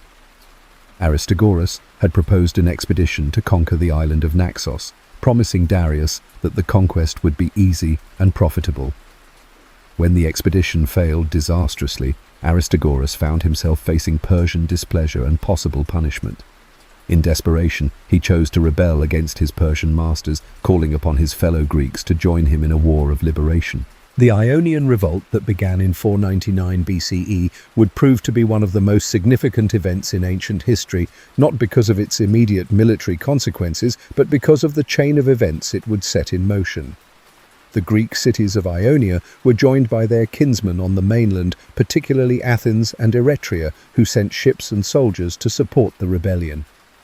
This intervention by the mainland Greeks transformed what might have been a minor provincial uprising into a conflict that would ultimately bring the Persian Empire into direct confrontation with the emerging power of the Greek city-states.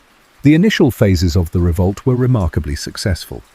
The rebels captured and burned Sardis, the capital of the Lydian satrapy, and one of the most important Persian administrative centers in western Anatolia. The sight of this ancient city in flames sent shockwaves throughout the Persian Empire, and demonstrated that even the most secure Persian strongholds were vulnerable to determined attack. Darius's response to the Ionian revolt revealed both his strategic wisdom and his capacity for patient, methodical warfare. Rather than rushing to suppress the rebellion with whatever forces were immediately available, he took the time to assemble overwhelming strength and plan a systematic campaign that would not only crush the revolt, but prevent future uprisings. The Persian counterattack, when it came, was devastating in its scope and efficiency. The revolt was suppressed satrapy by satrapy, city by city, with the Persians employing their superior resources and organization to gradually strangle the rebellion. The decisive battle came at Lade in 494 BCE, where the Persian fleet, reinforced by Phoenician and Egyptian ships, destroyed the Ionian naval forces in an engagement that demonstrated Persian mastery of both land and sea warfare. With their fleet destroyed, the rebel cities could no longer coordinate their resistance or receive supplies from their mainland allies. The fall of Miletus marked the effective end of the Ionian revolt. The city was sacked, its population enslaved or deported, and its territory given to Persian colonists. Yet Darius's treatment of the other rebel cities was notably more lenient, reflecting his understanding that harsh repression would only breed future resentment. Most of the Ionian cities were allowed to retain their traditional forms of government, though under Persian oversight, and their economic privileges were restored. But the Ionian revolt had consequences that extended far beyond the immediate military situation. The intervention of Athens and Eretria in support of the rebels had marked them as enemies of the Persian Empire, and Darius was not a man to forget such affronts to his authority. The great king began planning a campaign that would carry Persian arms across the Aegean Sea to punish the mainland Greeks for their interference in Persian affairs. The expedition against Greece would be more than just a punitive campaign. It would be a test of whether the Persian Empire could successfully project its power across the sea and establish dominion over the fractious Greek city-states. The Greeks, for their part, were divided and unprepared for the storm that was about to break upon them. Some cities, recognizing the futility of resistance, prepared to submit to Persian demands. Others, led by Athens and Sparta, began preparing for a war that would determine the future of Greek independence. As Darius made his preparations for the Greek campaign, he could reflect on achievements that surpassed those of any ruler in history. He had taken an empire in crisis and transformed it into the most powerful and sophisticated state the world had ever known. His administrative reforms had created a governmental system that would endure for centuries, while his military campaigns had demonstrated Persian power from the steppes of Central Asia to the shores of the Mediterranean. Yet the greatest test of his reign still lay ahead. The campaign against Greece would pit the disciplined might of the Persian Empire against the fierce independence of the Greek city-states autocracy against democracy, the ancient traditions of the East against the emerging culture of the West. The outcome would shape the course of world history and determine whether the Persian vision of universal empire could triumph over the Greek ideal of civic freedom. The dawn of the 5th century BCE found the Persian Empire at the zenith of its power and glory, yet standing on the precipice of a conflict that would test the very foundations of its dominion. Darius, the great master of 20 satrapies and ruler of millions, had transformed his realm into a marvel of administration and military might that stretched from the burning sands of Egypt to the snow-capped peaks of the Hindu Kush. Yet across the narrow waters of the Aegean Sea lay a collection of small, fractious city-states that dared to defy the authority of the King of Kings and challenge the inexorable advance of Persian power. The Greek expedition that Darius planned was conceived not merely as a punitive campaign, but as the logical culmination of Persian expansion westward. For over half a century, Persian armies had advanced steadily toward the setting sun, incorporating the ancient kingdoms of Lydia, the wealthy cities of Ionia, and the tribal lands of Thrace into their ever-growing empire. The Greek mainland represented the final piece in this Western puzzle, the last significant power that remained outside the Persian sphere of influence. Yet the Greeks were unlike any enemy the Persians had previously encountered, where other peoples had kings and nobles who could be bought, intimidated, or replaced. The Greeks had developed new forms of government based on the participation of citizens in political decisions. The concept of democracy, still in its infancy, but already showing its revolutionary potential, created a different kind of resistance to Persian rule, one based not on the ambitions of individual rulers, but on the collective will of entire populations. The Persian expedition of 490 BCE was entrusted to Artaphernes' nephew of Darius, and the Median general Datis both experienced commanders who had proven their worth in previous campaigns. The force they commanded was smaller than the massive armies that had conquered Egypt and invaded Scythia, but it was perfectly suited to its mission, a combined naval and military expedition designed to strike swiftly at the Greek mainland and establish Persian dominion over the Aegean world. The Persian fleet that assembled in the harbours of Cilicia was a magnificent sight. 600 ships carrying 25,000 of the empire's finest troops, supported by cavalry units and siege equipment. The ships themselves were marvels of ancient naval architecture, their holds packed with supplies for an extended campaign, and their decks crowded with warriors from across the known world.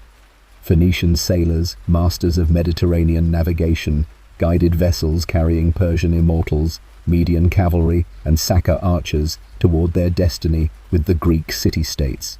The first target of the Persian expedition was the island of Naxos, which had successfully resisted Persian conquest during the failed campaign that had triggered the Ionian revolt.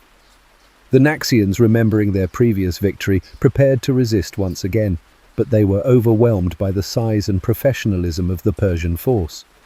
The island fell quickly, its population enslaved and its territory incorporated into the Persian Empire as a base for further operations. From Naxos, the Persian fleet moved methodically through the Cyclades, accepting the submission of island after island as local rulers calculated that resistance was futile. The sight of the Persian armada, its ships darkening the horizon like a storm cloud, was enough to convince most communities that discretion was the better part of valor. By the time the Persians reached the coast of Euboea, they commanded not just their original force, but additional contingents from the newly conquered islands. The Siege of Eretria, one of the two mainland Greek cities that had supported the Ionian revolt, demonstrated both Persian military efficiency and the tragic consequences of Greek disunity. The city was well fortified, and its citizens were prepared to fight, but they were betrayed by a faction within their own walls who opened the gates to the Persian besiegers. Eretria was sacked, its temples burned, and its population deported to the distant reaches of the Persian Empire, never to see their homeland again. With Eretria destroyed, the Persian expedition turned toward its primary objective: Athens, the largest and most powerful of the cities that had dared to challenge Persian authority. The Athenians, led by the general Miltiades, had been preparing for this moment since the first reports of Persian preparations reached their city. They understood that this was not merely a military campaign, but a clash between two fundamentally different ways of life: the autocratic empire of the East and the emerging democracy of the West. The Persian army landed at Marathon, a coastal plain about 26 miles northeast of Athens, chosen for its suitability for cavalry operations and its proximity to the Athenian territory. The site was perfect for Persian tactical preferences, open ground where their superior numbers could be deployed effectively and their cavalry could operate without restriction. As the Persian forces disembarked and established their camp, the fate of Greek independence hung in the balance. The Athenian response to the Persian landing revealed both the strengths and weaknesses of their democratic system. The city's assembly debated frantically about how to respond to the invasion, with some advocating immediate surrender and others calling for desperate resistance. The decision to march out and face the Persians at Marathon was not unanimous, and it required all the persuasive power of leaders like Miltiades to convince their fellow citizens that victory was possible against such overwhelming odds. The Athenian army that marched to Marathon numbered only about 11,000 men, reinforced by perhaps 1,000 allies from the small city of Plataea. They were citizen soldiers, farmers and craftsmen who had put aside their peacetime occupations to defend their homeland. They lacked the professional training of the Persian immortals, the exotic equipment of the Median cavalry, or the battle experience of the Saka archers. What they possessed instead was something that the Persians had never encountered before: the fierce determination of free men fighting for their own soil and their own way of life. The two armies faced each other across the plain of Marathon for several days, neither commander willing to make the first move. Darius and Artaphernes, despite their numerical superiority, were cautious about attacking an enemy in a defensive position, especially one fighting on familiar ground. The Athenians, for their part, were waiting for reinforcements from Sparta, though the Spartans were delayed by religious obligations and would not arrive in time for the battle. The decision to attack came when Persian scouts reported that a significant portion of the Persian cavalry had been re-embarked on the ships, possibly in preparation for a direct assault on Athens, while the Athenian army was pinned down at Marathon. Miltiades, recognizing that delay would only favor the enemy, convinced his fellow generals that the time for battle had come. The Athenian army would attack at dawn, trusting in their courage and their cause to overcome the vast disparity in numbers. The Battle of Marathon, fought on September 12, 490 BCE, would become one of the most famous engagements in military history, not because of its scale — it was relatively small by the standards of ancient warfare — but because of its consequences for the future of Western civilization. The Athenian battle plan was audacious in its simplicity, They would strengthen their flanks at the expense of their center, hoping to envelop the Persian army in a double pincer movement that would negate the enemy's numerical advantage. As the sun rose over the Aegean Sea, the Athenian phalanx advanced across the plain at a run, their bronze spears glinting in the morning light and their war cries echoing across the battlefield. The sight of these Greek farmers charging toward the finest troops in the Persian Empire must have seemed like madness to the watching Persians, yet there was method in this apparent folly. By running the final distance to contact the Athenians, minimized their exposure to Persian archery while maximizing the psychological impact of their assault. The initial clash went according to Persian expectations. The center of the Athenian line weakened to strengthen the flanks gave way before the assault of the Persian immortals and their allies. For a moment, it seemed as if the battle would follow the familiar pattern of Persian victories. The enemy line would break. The survivors would flee, and the victors would pursue them to complete the destruction of their army. But Miltiades had planned for this moment. As the Persian center advanced in pursuit of the retreating Athenians, the strengthened Greek flanks closed in from both sides, trapping the Persian forces in a deadly embrace. The Persians, accustomed to fighting enemies who broke and ran when faced with superior numbers, found themselves surrounded by Greeks who fought with the desperation of men defending their homes and families. The battle became a massacre as the Persian army caught in the Athenian trap was systematically destroyed. The Persian immortals who had never known defeat died in their golden armor on the blood-soaked plain of Marathon. The Median cavalry, deprived of room to maneuver, was cut down by Greek spears. The Sacer archers, their arrows exhausted, fell beneath the bronze-tipped weapons of the Athenian phalanx. Datis and Artaphernes, seeing their army disintegrating, ordered a retreat to the ships. Those Persians who could reach the beach managed to escape, but thousands more lay dead on the field of Marathon, their bodies a testament to the limits of even the mightiest empire. The Athenians had achieved the impossible. A citizen militia had defeated the professional army of the greatest power on earth. The immediate aftermath of Marathon was almost as dramatic as the battle itself. A Greek runner, traditionally identified as Phidippides, ran the 26 miles from Marathon to Athens to announce the victory, collapsing and dying after delivering his message. This legendary run would give its name to the modern marathon race, ensuring that the memory of this great victory would endure for millennia. But the strategic consequences of Marathon were far more significant than its immediate tactical results. The Persian expedition had failed in its primary objective. Athens remained unconquered and defiant. More importantly, the myth of Persian invincibility had been shattered. If a small Greek city could defeat the armies of the King of Kings, then perhaps the Persian Empire was not as invincible as it appeared. News of the defeat at Marathon sent shockwaves throughout the Persian Empire. Darius, receiving the reports in his palace at Persepolis, was said to have been so enraged that he ordered a servant to remind him 3 times each day, "Master, remember the Athenians." The great king began immediately planning a new expedition against Greece, one that would be so massive and overwhelming that no Greek city would dare to resist. Yet Marathon had changed more than just the military balance between Persia and Greece.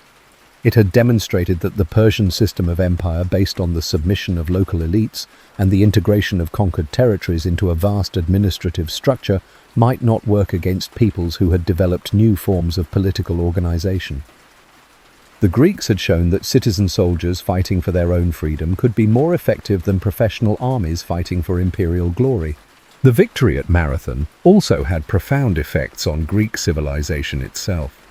The confidence gained from defeating the mighty Persian Empire encouraged the Greeks to believe that their way of life was not only viable, but superior to the autocratic systems of the East. This confidence would fuel the remarkable flowering of Greek culture in the 5th century BCE, producing achievements in philosophy, art, literature, and science that would influence human civilization for thousands of years. As Darius planned his revenge against the Greeks, he could not have foreseen that Marathon was more than just a military defeat. It was the beginning of a fundamental shift in the balance of power between East and West. The Persian Empire would continue to be the dominant force in the ancient world for another century and a half, but it would never again expand westward. The limits of Persian power had been reached on the plain of Marathon, and the future would belong to new forces that the great king could barely comprehend. The stage was now set for an even greater confrontation, as Darius prepared to lead the largest army in history against the Greek city-states. But the lessons of Marathon would not be forgotten, and the Greeks who had tasted victory against impossible odds would not easily surrender the freedom they had fought so hard to preserve. The death of Darius the Great in 486 BCE marked the end of an epoch in Persian history, the passing of the last ruler who could claim direct connection to the heroic age of Cyrus and the founding of the empire. His son Xerxes, who ascended to the throne amid the splendor of Persepolis, inherited not just the vast territories and accumulated wealth of 3 generations of conquest, but also the burning desire for revenge against the Greeks who had humiliated Persian arms at Marathon. The new King of Kings would stake everything on one colossal gamble, an invasion of Greece so massive and overwhelming that it would finally bring the stubborn city-states to their knees and establish Persian dominion over the entire known world. Xerxes was a man of contradictions, possessing both the grandeur and the fatal flaws that would define the twilight of Persian greatness. Tall and imposing with the bearing of one born to rule, he commanded respect through his royal presence and the awesome power of his empire. Yet beneath the magnificent exterior lay a temperament more suited to the ceremonial aspects of kingship than to the harsh realities of military command. Where his father had been a master of patient strategy and careful planning, Xerxes was impulsive and prone to grandiose gestures that prioritized spectacle over substance. The preparations for the Greek expedition consumed 4 years and the resources of the entire Persian Empire. Never before in human history had such a massive military undertaking been attempted. The army that assembled at Sardis in 480 BCE was said to number over 2 million men drawn from every corner of the Persian domains. Immortals from the Persian heartland marched alongside Median cavalry, Babylonian infantry, Egyptian marines, Phoenician sailors, Indian war elephants, and contingents from dozens of other subject peoples, each bringing their own weapons customs and martial traditions. The logistics of moving and supplying such a vast force required engineering projects of unprecedented scale. A canal was dug across the Athos Peninsula to allow the Persian fleet to avoid the treacherous waters where a previous Persian naval force had been wrecked. 2 pontoon bridges were constructed across the Hellespont, each over a mile long and capable of supporting the passage of the entire Persian army. When storms destroyed the first bridges, Xerxes ordered the sea to be whipped as punishment for its insolence, a gesture that revealed both his absolute power and his dangerous detachment from reality. The Persian advance through Thrace and Macedonia was a triumph of organization and intimidation. Local rulers, awed by the size of the Persian host, submitted without resistance, adding their forces to Xerxes' already overwhelming army. The very earth seemed to tremble beneath the feet of this vast multitude, while the sky was darkened by the dust raised by millions of marching soldiers. Rivers were drunk dry by the Persian host, and entire forests were consumed to feed their cooking fires. Yet, even as the Persian army advanced inexorably toward Greece, the seeds of its ultimate failure were already being sown. The sheer size of the force that was Xerxes' greatest asset was also its greatest weakness. The army was so large that it could barely be controlled by any single commander, no matter how capable. Communication between the various contingents was difficult, coordination of movements was nearly impossible, and the supply requirements were so enormous that the army was constantly on the verge of starvation. The Greeks, meanwhile, had learned the lessons of Marathon, and were preparing for the storm that was about to break upon them. Led by Sparta and Athens, the major city-states had formed an unprecedented alliance, putting aside their traditional rivalries to face the common threat. The Spartan king Leonidas commanded the land forces, while the Athenian general Themistocles led the allied fleet. It was a fragile coalition held together by desperation and the shared recognition that defeat would mean the end of Greek independence. The first major confrontation came at Thermopylae, a narrow pass between the mountains and the sea where a small Greek force could hold up the entire Persian army. Leonidas had chosen his position carefully. The pass was so narrow that the Persians could not deploy their vast numbers effectively, while the Greek phalanx formation was perfectly suited to defensive fighting in confined spaces. For 3 days, the Spartans and their allies held the pass against wave after wave of Persian attacks, inflicting enormous casualties while suffering relatively few losses themselves. The Battle of Thermopylae became the stuff of legend. Not because of its strategic importance, it was ultimately a Persian victory, but because of the heroic sacrifice of the Greek defenders. When a local Greek showed the Persians a mountain path that allowed them to outflank the pass, Leonidas dismissed most of his forces, but remained with his 300 Spartans to fight to the death. Their last stand became a symbol of Greek resistance and a demonstration that even the mightiest empire could be defied by men willing to die for their freedom. The fall of Thermopylae opened the way to Athens, and Xerxes' army poured into central Greece like a flood. The Athenians, following the advice of Themistocles, evacuated their city and took refuge on the island of Salamis, watching helplessly as the Persians burned their temples and destroyed their homes. It seemed as if the Greek cause was lost, that the overwhelming power of the Persian Empire had finally triumphed over the stubborn resistance of the city-states. But Themistocles had a plan that would turn the apparent Persian victory into the foundation of their ultimate defeat. He understood that Xerxes' greatest weakness was his dependence on his fleet for supplies and communication with the Persian heartland. If the Greek navy could defeat the Persian fleet, the vast army would be cut off from its bases and forced to retreat. The key was to force a naval battle in the narrow waters around Salamis, where the superior numbers of the Persian fleet would be neutralized by the confined space. The Battle of Salamis, fought in September 480 BCE, was the decisive engagement of the Persian Wars.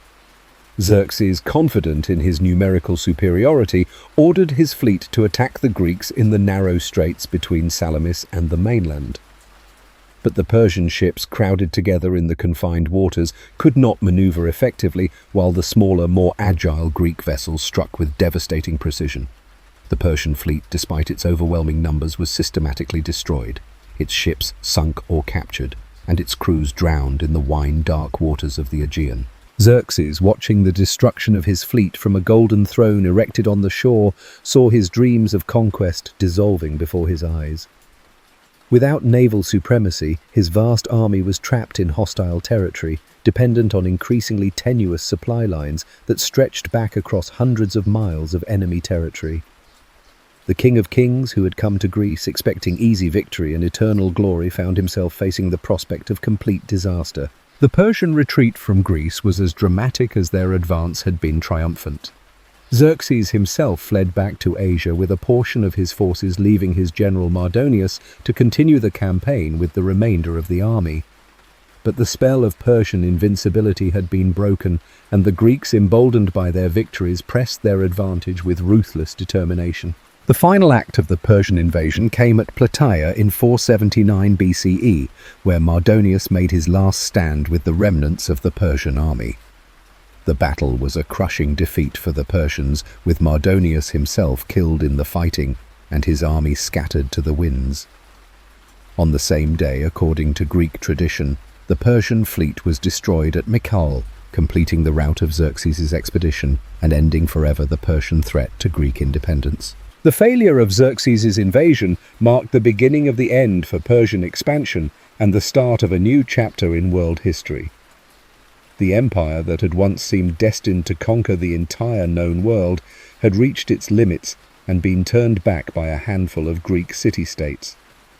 The psychological impact of this defeat was enormous, shattering the myth of Persian invincibility and inspiring subject peoples throughout the empire to question Persian authority. The consequences of the Persian Wars extended far beyond the immediate military results. The Greek victory preserved the independence of the city-states and allowed the remarkable flowering of Greek culture that would produce some of humanity's greatest achievements in philosophy, art, science, and literature. The confidence gained from defeating the Persian Empire encouraged the Greeks to see themselves as the champions of freedom against tyranny, a self-image that would influence Western civilization for millennia. For the Persian Empire, the defeat in Greece marked the beginning of a long, slow decline. The empire would continue to exist for another century and a half, but it would never again expand westward or achieve the heights of power and prestige it had enjoyed under Cyrus and Darius. The administrative system established by Darius continued to function. The satrapies remained loyal, and the imperial armies were still formidable, but the dynamic energy that had driven Persian expansion was gone. Xerxes himself never recovered from the humiliation of his Greek defeat. He retreated to his palaces at Persepolis and Susa, surrounding himself with luxury and ceremony, while the empire he had inherited slowly began to fragment. The great construction projects continued, the magnificent palaces and ceremonial complexes that showcased Persian wealth and power, but they were monuments to past glory rather than symbols of future conquest. The later years of Xerxes' reign were marked by palace intrigue, rebellion in the provinces, and the gradual erosion of central authority. The king, who had once commanded the largest army in history, became increasingly isolated and paranoid, trusting no one and suspicious of everyone. His assassination in 465 BCE by members of his own court was perhaps inevitable, the final act in a tragedy that had begun with such promise and ended in such disappointment. The death of Xerxes marked the end of the heroic age of Persian history. The empire would continue under his successors, but it would never again achieve the greatness of the Cyrus, Darius, and Cambyses era. The Persian Empire had reached its zenith and begun its long decline, while in the West, new powers were rising that would eventually challenge and ultimately destroy the ancient kingdom of the Achaemenids.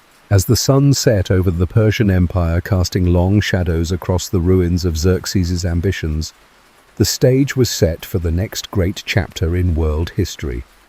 The Greeks, victorious but exhausted by their struggle against the Persian Colossus, would soon turn their energies against each other in the devastating Peloponnesian War. And in the north, in the rough kingdom of Macedon, a young prince named Alexander was being born, who would one day complete what the Persian Wars had begun, the transformation of the ancient world and the end of the Persian Empire that had once seemed destined to rule forever. The Persian Empire, which had begun with the vision of Cyrus the Great and reached its peak under Darius the Great, had finally encountered limits it could not overcome. The dream of universal empire, of bringing all peoples under the benevolent rule of the King of Kings, had foundered on the rocks of Greek resistance and the fundamental contradictions within the Persian system itself. The empire would endure for another century and a half, but its greatest days were behind it, and the future belonged to new forces that would reshape the ancient world in ways that even the wisest Persian sage could never have imagined. Thus ended the golden age of the Persian Empire, not with a single catastrophic defeat, but with the gradual recognition that even the mightiest empire had limits, and that the dream of universal dominion was perhaps too grand for any mortal ruler to achieve. The Persians had created the largest and most sophisticated empire the world had yet seen, but they had also learned that empires, like all human institutions, must eventually face the limits of their power and the inevitability of their decline.